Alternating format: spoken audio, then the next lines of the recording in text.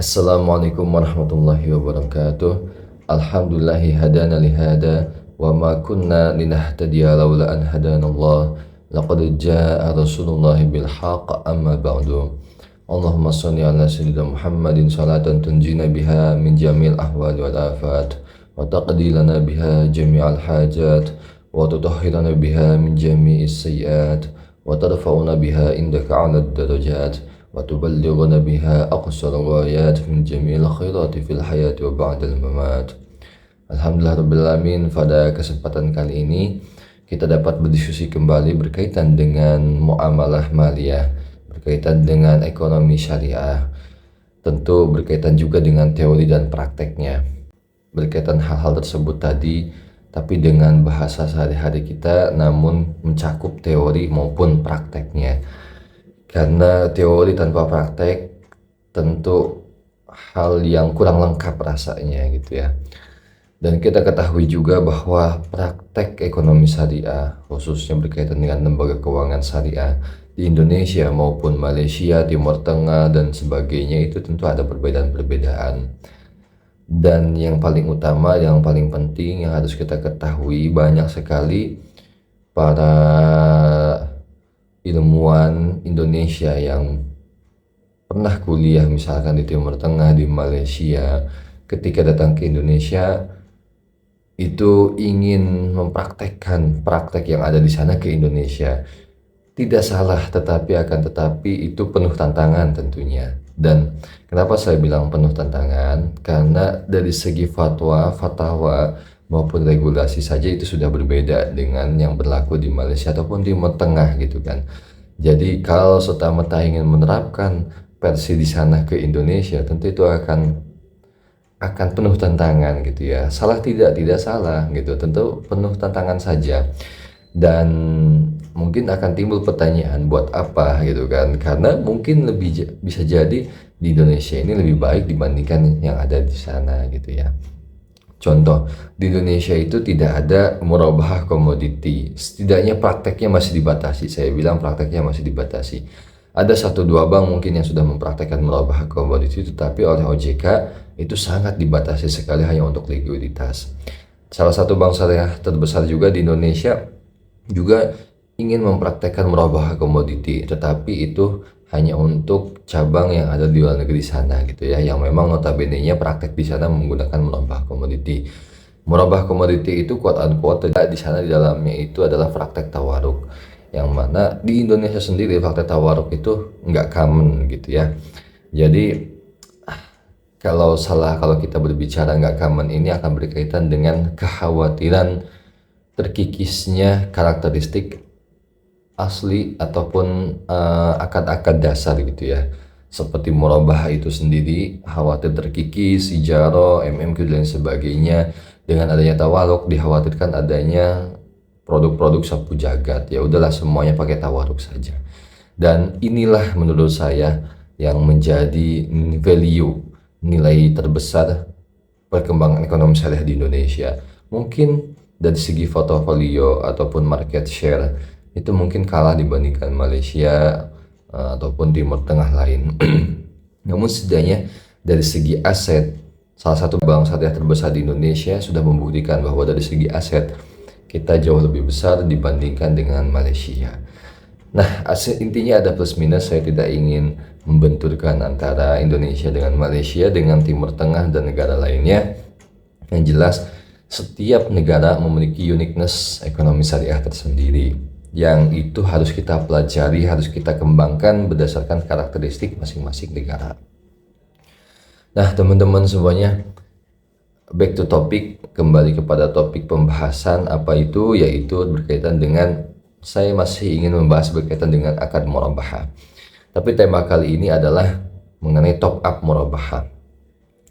Mungkin ada yang bingung, apa sih top up murabahah itu? Saya pertama kali mendengar topik itu juga agak bingung memang, tetapi saya coba untuk klarifikasi tabayun apa sih yang dimaksud dengan top up murabahah. Jadi sebagaimana nomenklaturnya yaitu top up itu berarti penambahan gitu kan, tetapi bukan serta-merta penambahan tanpa underlying. Jadi top up itu adalah penambahan fasilitas kepada nasabah existing, tetapi dengan underlying atau objek akad murabahah yang berbeda. Itu ya. Jadi penambahan fasilitas untuk nasabah existing satu bank, misalkan bank syariah tertentu dia memiliki satu nasabah. Nasabah A ini ingin menambah pembiayaan di bank tersebut gitu ya, tapi tetap dengan akad murabahah gitu ya. Misalkan akad murabah existingnya adalah untuk membeli rumah, sudah terjadi tuh ya, untuk membeli rumah itu atau kepemilikan rumah sudah terjadi. Kemudian dia datang lagi kepada bank membutuhkan mobil gitu kan, akhirnya dia beli mobil di bank tersebut dengan akad murabahah. Nah itulah yang disebut top up murabahah. Jadi top up murabahah itu sebenarnya mungkin quote unquote dari segi nomenklaturnya saja yang kurang tepat ya, karena mengkhawatirkan adanya perspektif yang berbeda. Tetapi setelah kita dalami definisinya, sebenarnya kalau menurut saya pribadi nggak serta-merta salah ya gitu ya, karena clear objeknya berbeda, akadnya berbeda gitu kan, hanya saja nasabahnya nasabah yang sama gitu kan, ya tidak ada masalah sebenarnya gitu kan. Nah, cuman bagi orang-orang di lapangan ataupun akademisi ataupun masyarakat yang tidak bisa mengklarifikasi langsung ataupun tidak mau mengklarifikasi, tidak mau mempelajari ini, tidak mau mentabayani ini khawatir ada kesan yang salah gitu ya. Ini mungkin PR bagi bank syariah ya, yang memiliki produk top up untuk coba deh nomenklaturnya atau nama produknya diganti gitu ya, supaya tidak terkesan pertama kali mendengar juga gitu ya, ini terkesan salah gitu ya. Jadi coba hindari kesan tersebut agar definisinya lebih smooth, nah, nomenklaturnya lebih mudah dipahami juga gitu ya. Nah, jadi bagaimana sih ketentuannya? Sebagaimana tadi definisinya top up murabahah, maka ketentuannya juga sebenarnya mengikuti fatwa 04 dan 111 berkaitan dengan akad murabahah. Begitupun berkaitan dengan dasar hukum pedoman murabahah yang dikeluarkan oleh OJK. Intinya, rukun dan syarat harus terpenuhi. Dawabit dan hududnya harus terpenuhi. Para pihak, penjual dan pembeli, adanya objek murabahah, harga yang jelas, kemudian sigot ijab qabul gitu ya. Nah, jadi setelah rukun dan syarat terpenuhi, maka hal yang diperhatikan adalah sekuensial akad. Sekuensial akad itu adalah urutan akad. Saya ulangi lagi, pertama, si bank syariah selaku penjual atau LKS selaku penjual harus memiliki barang terlebih dahulu. Jadi ketika nasabah pembiayaan datang ke bank mendapatkan surat persetujuan dan disepakati akad wakalah atau kuasa, si nasabah atas nama bank harus membeli kepada pihak ketiga. Nah, setelah membeli barulah dilakukan akad murabahah. Nah, realisasinya kapan? Realisasinya boleh sebelum akad murabahah, pas wakalah tadi, atau pasca murabahah, tidak masalah. Yang harus diperhatikan juga oleh para pihak, oleh praktisi, oleh akademisi, oleh masyarakat, oleh siapapun, bahwa di murabahah itu nasabah tidak mendapatkan uang. Nasabah itu tidak boleh mengklaim bahwa harusnya ada uang masuk ke rekening saya. Kenapa? Karena dalam akad murabahah itu adalah akad jual beli. Yang harusnya dapat uang itu adalah bank syariah. Nasabah dapat apa? Nasabah itu dapat barang. Kalau dia butuh mobil, dia dapat mobil. Dia butuh rumah, dia dapat rumah. Itu yang harus dipahami oleh praktisi bank syariah, oleh para pengacara, oleh para hakim, dan lain sebagainya. Itu ya, jadi jangan terkesan tuh kalau uang nggak masuk ke rekening nasabah tuh salah gitu ya. Itu mindset yang harus diubah gitu ya. Nah, intinya teman-teman, dalam top up murabahah itu rukun dan syaratnya harus terpenuhi. Kemudian sekuensial akadnya juga harus terpenuhi. Itu. Jadi katakanlah dalam top up murabahah ada dua fasilitas yang tadi kita sebutkan gitu ya. Jadi yang ini sudah terpenuhi. Kemudian nasabah datang lagi, "Bang, saya mau beli mobil tadi, misalkan yang ini rumah. Mau beli mobil." Ya udah boleh kita fasilitasi dengan akad murabahah yang kedua. Dua murabahah ini objeknya berbeda, hanya nasabahnya yang sama gitu kan. Jadi sebenarnya boleh-boleh aja teman-teman. Tapi lagi-lagi kembali kepada diksi nomenklatur top up murabahah. Nah, yang dikhawatirkan akhirnya ada praktek yang menyimpang. Kayak gimana praktek menyimpangnya? Praktek menyimpangnya itu seperti ini teman-teman.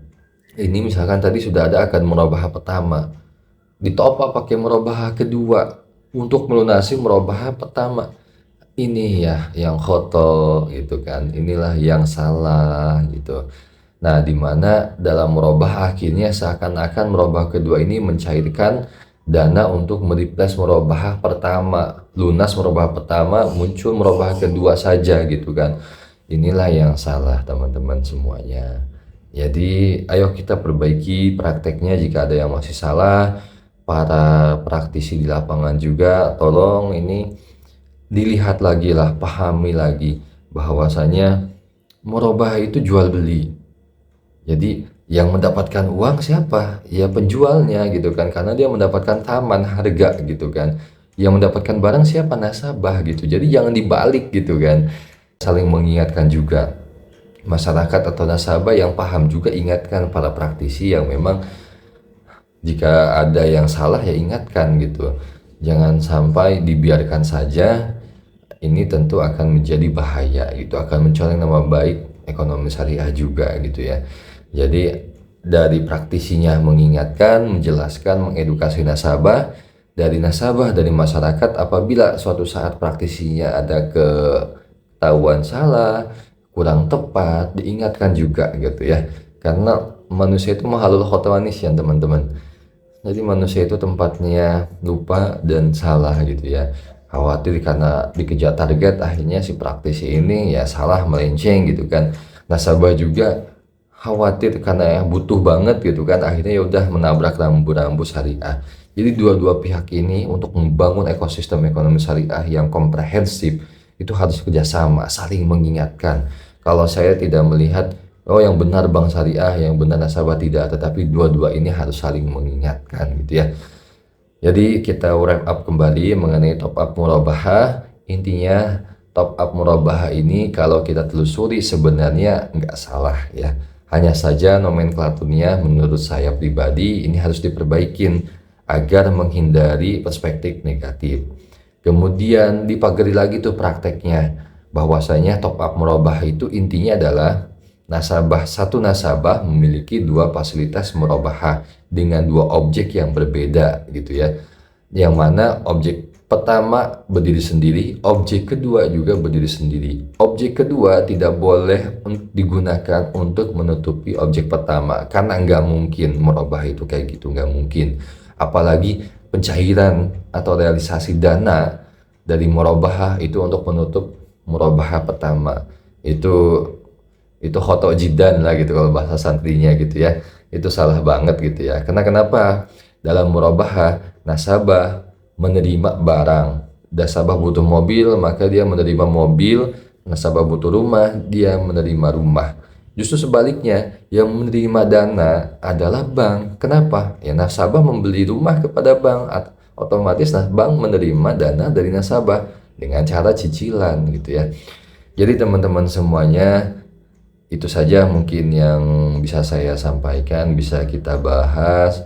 Tidak lain dan tidak bukan, semoga praktek teori maupun prakteknya ini berjalan beriringan sehingga tidak lagi ditemukan kesalahan-kesalahan mengenai praktek akad murabahah. Setidaknya dari 10 pembiayaan 9-nya benar lah gitu ya. Ini ikhtiar kita bersama, semoga bermanfaat untuk kita semuanya. Wallahu muwaffiq ila aqwamit thoriq. Assalamualaikum warahmatullahi wabarakatuh.